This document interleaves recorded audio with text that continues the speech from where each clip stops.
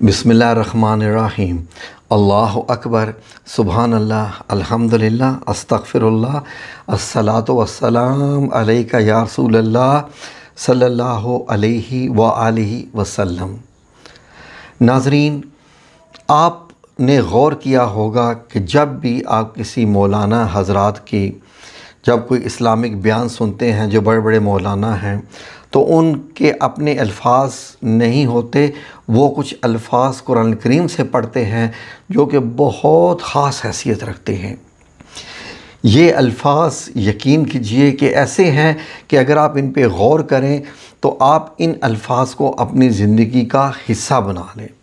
مجھے بھی بہت سارے لوگوں نے کہا کہ جب آپ بیان شروع کرتے ہیں تو آپ یہ لفظ کیوں نہیں پڑھتے؟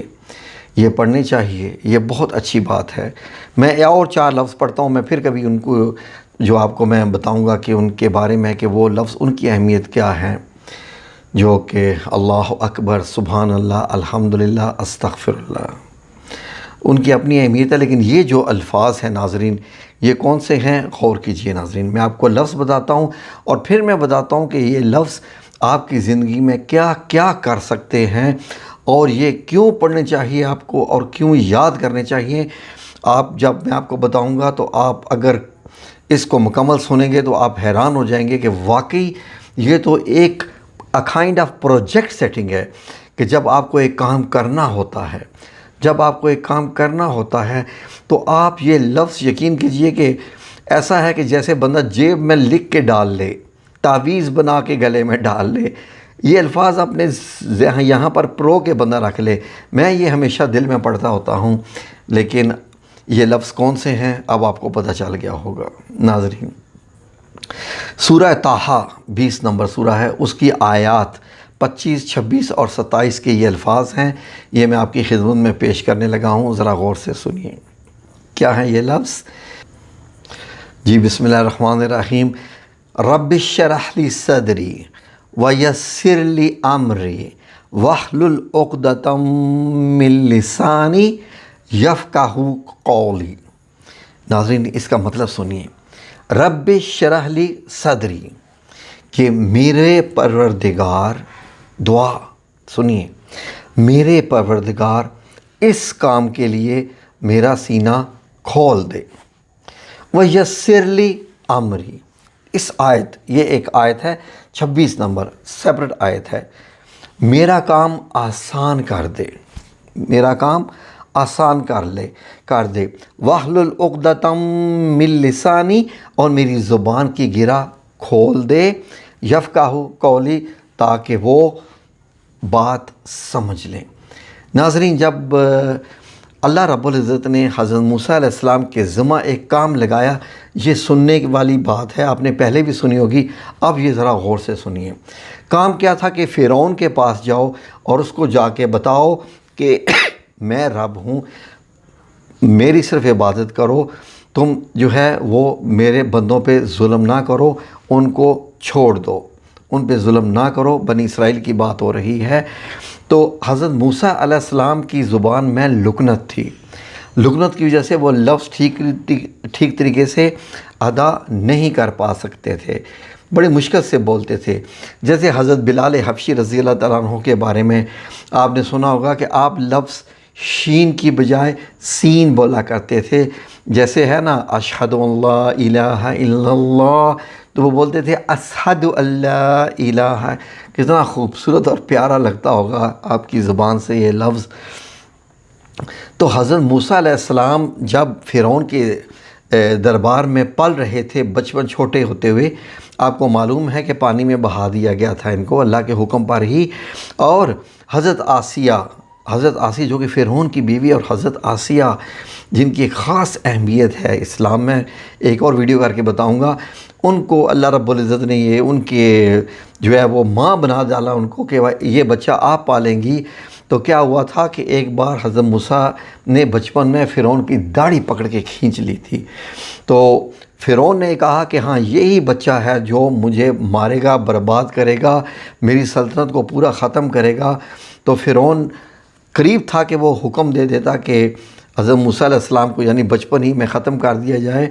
تو حضرت آسیہ نے فرمایا کہ یہ تو بچہ ہے، اس کو کیا پتہ کہ یہ داڑھی ہے، اس کو نہیں کھینچنا، بہت چھوٹا سا بچہ ہے۔ تو یہ کہا کہ اب اندازہ کیجئے، یہ کہا گیا دربار میں کہ ٹھیک ہے جی، اس کے سامنے انگارے بھی رکھو اور یاقوت بھی رکھو۔ تو یہ بچہ کیا اٹھاتا ہے؟ اگر اس نے یاقوت اٹھایا تو یہ عام بچہ نہیں ہے، پھر اس کو نہیں چھوڑنا۔ اور اگر اس نے انگارے اٹھا لیے تو پتہ چل جائے گا کہ یہ بچہ ہے، اس کو تو انگاروں کا بھی نہیں پتہ۔ تو روایات میں آتا ہے کہ حضرت جبرائیل علیہ السلام نے آ کے حضرت موسیٰ علیہ السلام کا ہاتھ پکڑ کے انگارہ اٹھوایا تھا اور وہ اپنے زبان میں رکھ لیا تھا، جس کی وجہ سے لکنت آ گئی تھی اور اب ٹھیک طریقے سے لفظ نہیں بول پاتے تھے۔ تو اس لیے حضرت موسیٰ علیہ السلام نے جو ہے یہ دعا کی تھی۔ یہ تو میں نے آپ کی خدمت میں 3 آیات جو ہے وہ پیش کی ہیں، ویسے یہ کل ٹوٹل 8 دعائیں ہیں۔ یہ 8 دعائیں ہیں جو کہ سورہ طٰہٰ میں جو ہے اسی میں آیت میں آئی ہیں۔ تو آپ نے ابھی مجھ سے یہ 4 سنی، آپ سنیے اس میں ہوا کیا تھا۔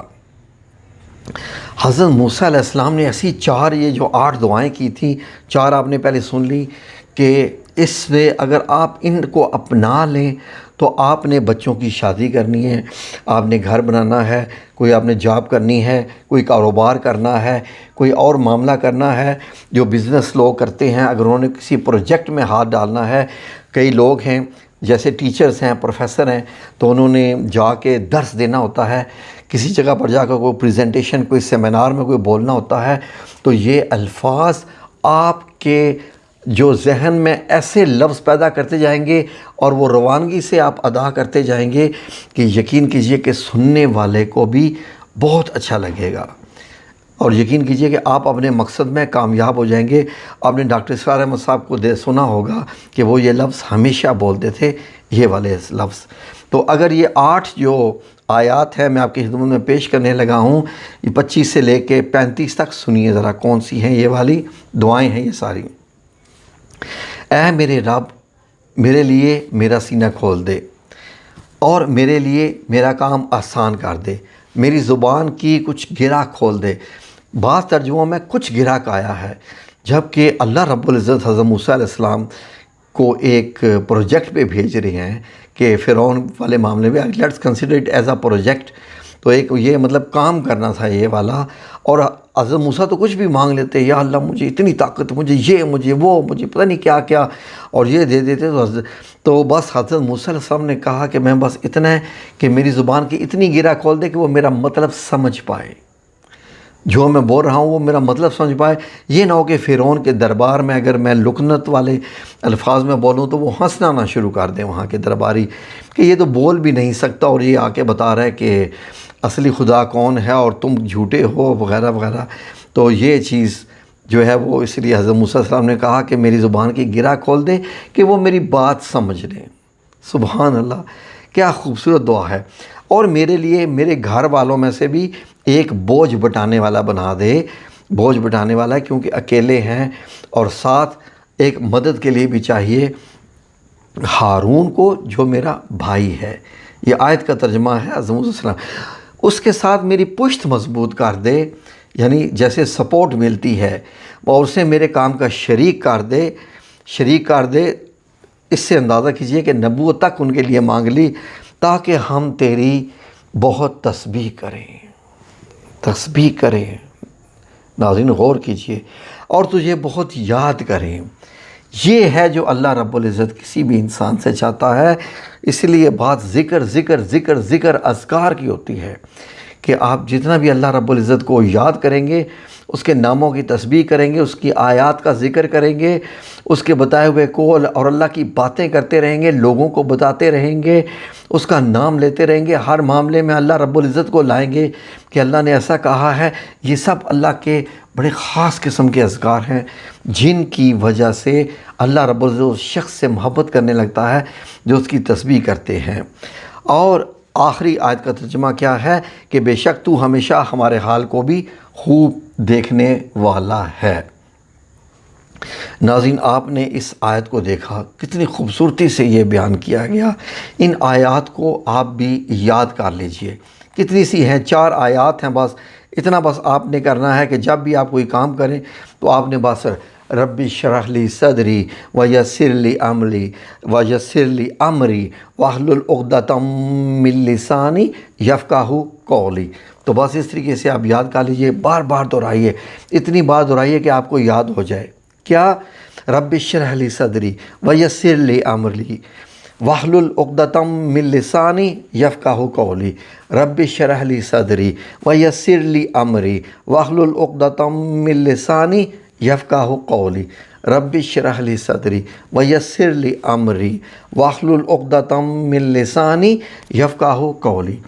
ये आप दिन में पढ़ते रहिए और अपने काम करने से पहले भी, और देखिए अल्लाह रब्बुल इज़्ज़त इंशाअल्लाह बिइज़्निल्लाह ताला आपके कामों को कैसे सुलझा देगा, ख्वाह किसी चीज़ से भी वो मुतल्लक़ है। इंशाअल्लाह बिइज़्निल्लाह ताला उम्मीद है कि आपको ये तमाम बताया गया अच्छा लगा होगा, और अच्छा लगना वाली तो इसमें बात है ही है।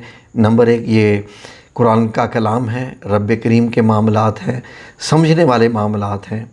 और देख लीजिए कि जब भी डॉक्टर इसरार अहमद साहब बात करते तो लोग उनकी बात को कैसे सुनते, और यही चीज़ आपने डॉक्टर ज़ाकिर नाइक को भी सुना होगा कि जब भी वो शुरू करते हैं वो यही अल्फाज पहले अदा करते हैं। जो भी लोग जो है वो बयान देते हैं वो ये लफ्ज़ इस्तेमाल करते हैं सारे। आप भी इनको अपनी ज़िंदगी में शामिल कर लीजिए, इंशाअल्लाह कामयाब रहेंगे। याद करेंगे कि किसी ने कोई अच्छी बात भी बता दी थी। जज़ाकुमुल्लाह खैर। अल्लाह रब्बुल इज़्ज़त आप सब लोगों को अपनी हिफ्ज़ व अमान में रखे। आमीन या रब्बुल आलमीन बिरहमतिका या अरहमुर राहिमीन।